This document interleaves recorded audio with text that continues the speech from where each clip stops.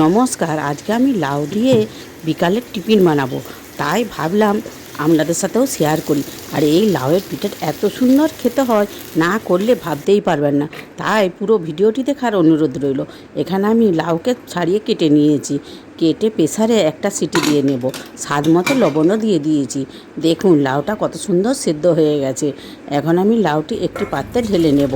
এই লাউটা অতটা আমার দরকার লাগবে না, অর্ধেকটা রান্না করব আর অর্ধেকটা আমি ওই পিঠেটা বানাবো। দেখুন আমি কিভাবে বানাচ্ছি। লাউটি এখন খুব ভালো করে আমার পেস্ট করা হয়ে গেছে। দেখুন এর মধ্যে আমি 1 বাটি চালের গুঁড়ো আর 1 বাটি ময়দা আর হাফ বাটি সুজি দিয়ে আমি সব উপকরণগুলি চেলে নিচ্ছি। আপনারা ময়দার বদলে আটাও দিতে পারেন। এখন আমার সব চালা হয়ে গেছে। এখন এগুলি একটি হাতা নিয়ে খুব ভালো করে নেড়ে নেব।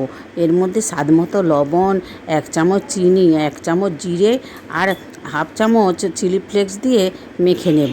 মেখে নিয়ে 10 মিনিট রেস্টে রেখে দেব।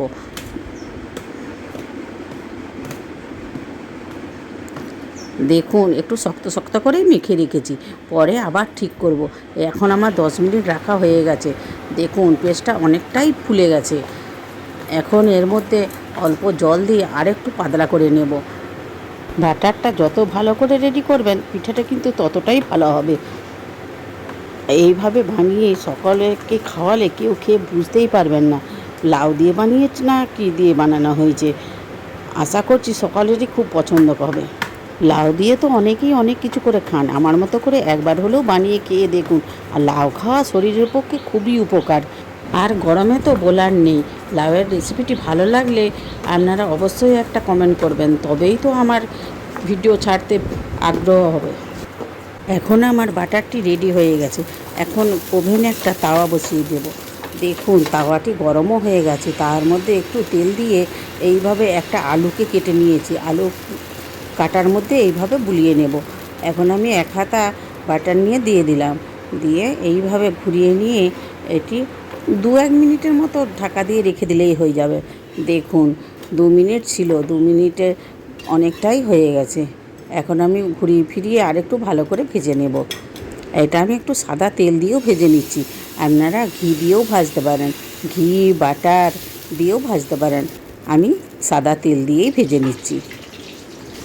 দেখুন 1 পিঠ হয়ে গেছে, 1 পিঠ উল্টিয়ে দেখাচ্ছি, কী সুন্দর লাগছে না। 1 পিঠ হয়ে গেছে, আর 1 পিঠ হওয়ার জন্য অপেক্ষা করব। আর অল্প করে তেল দিয়ে এইভাবে উল্টে পাল্টে ভালো করে ভেজে নেব।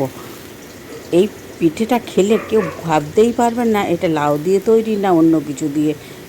এত সুন্দর খেতে হয়, না করে খেলে ভাবতেই পারবেন না। আমি যেইভাবে করছি আপনারা নিশ্চয়ই দেখে বুঝতে পারছেন। আমি কতটা বোঝাতে পারছি সেটা আমি ভাবতে পারছি না। আশা করছি আপনারা সবাই বুঝতে পারবেন। দেখুন আরও একটি হয়ে গেছে। এই পিঠেটাও দেখুন কত সুন্দর ভাজা হয়েছে না।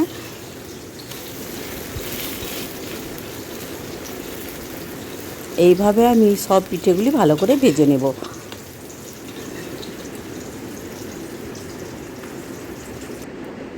এখন আমার সব পিঠেগুলি ভাজা হয়ে গেছে। এখন চলুন একটু দেখিয়ে দিই।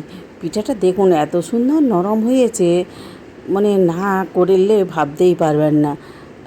আর বাড়িতে আমার বোঁদে এনেছিল, আর একটু মাংসও রান্না করেছি।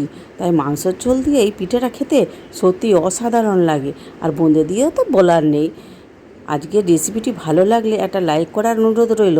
আর প্লিজ সাবস্ক্রাইব করবেন, বন্ধুবান্ধবদের সাথে শেয়ারও করবেন। আর ফেসবুক থেকে দেখলে অবশ্যই ফলো করবেন। নতুন বন্ধুরা এখনও যারা আমার চ্যানেলটিকে সাবস্ক্রাইব করেননি, প্লিজ প্লিজ তাড়াতাড়ি সাবস্ক্রাইব করে ফেলুন, তবেই তো নিত্য নতুন রেসিপি সর্বপ্রথম আপনাদের কাছে পৌঁছে যাবে। ভিডিওটি শেষ পর্যন্ত দেখার জন্য ধন্যবাদ। আবার দেখা হবে নতুন কিছু রেসিপির ভিডিও নিয়ে। আপনারা ভালো থাকবেন। এবার আসি।